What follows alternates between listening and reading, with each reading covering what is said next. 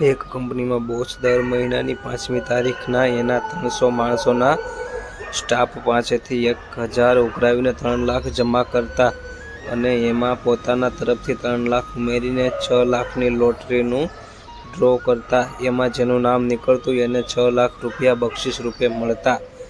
એ કંપનીમાં ઝાડુ પોતા કરવાવાળી બાઈને આ રૂપિયાની બહુ જરૂર હતી, કારણ કે એના દીકરાનું ઓપરેશન કરાવવાનું હતું। પણ આ તો લોટરી હતી, એક જુગારની રમત હતી।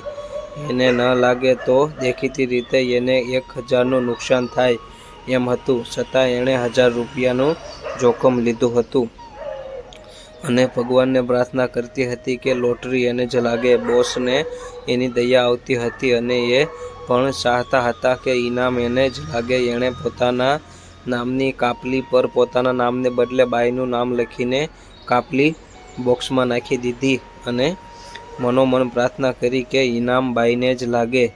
આમ તો 300 માણસમાં પોતાનું એક નામ જતું કરવાથી ઇનામ એને જ લાગે એવી શક્યતા બહુ ઓછી હતી, છતાં એમની ધાર્મિક લાગણીએ એમને એવું કરવા પ્રેર્યા।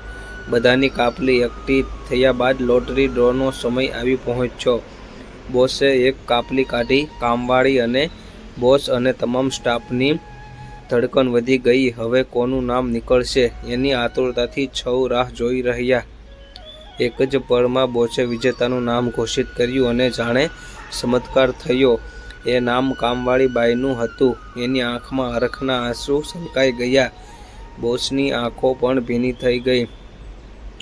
બોસે કામવાળી બાઈને ઇનામની રકમનું કવર આપ્યું ત્યારે બાઈએ આંખમાં આંસુ સાથે કહ્યું કે હવે મારા દીકરાને કોઈ ભય નથી, હું મારા દીકરાનું ઓપરેશન કરાવી શકીશ। સાચે જ હું બહુ નસીબદાર છું, મારા પર ભગવાનની અસીમ કૃપા છે। બોસ સમજતા જ લોટરી બોક્સની બાજુમાં જઈને ઊભા રહ્યા અને જસ્ટ જાણવા ખાતર એમણે બીજી કાપલી કાઢીને જોયું તો એની આંખો આશ્ચર્યથી પહોળી થઈ ગઈ। બીજી કાપલીમાં પણ કામવાળી બાઈનું જ નામ હતું। એમણે ત્રીજી કાપલી કાઢીને જોયું તો એ ચકરાઈ ગયા, ત્રીજીમાં પણ એનું જ નામ હતું। પછી તો એમણે એક પછી એક તમામ કાપલી જોઈએ તો દરેકે દરેકમાં એનું જ નામ લખેલું હતું। એમની છાતી ગર્વથી ફૂલાઈ ગઈ। ઓફિસના બધા કર્મચારીએ મૂક રહીને એને મદદ કરી હતી। એ લોકો ચાહત તો લોટરી ડ્રો કર્યા વગર એને હાથમાં રોકડ રકમ આપી મદદ કરી શકતા હોત, પણ એમ ન કરતા એમણે એને પોતાની હકની રકમ મળી હોય એવી રીતે મદદ કરી। હંમેશા યાદ રાખજો, જ્યારે પણ કોઈને મદદ કરો ત્યારે એને લાચારીનો અહેસાસ ન થાય અને એના માનનું હનન થાય। એવી રીતે મદદ કરશો તો ખરા અર્થમાં મદદ કરેલી ગણાશે।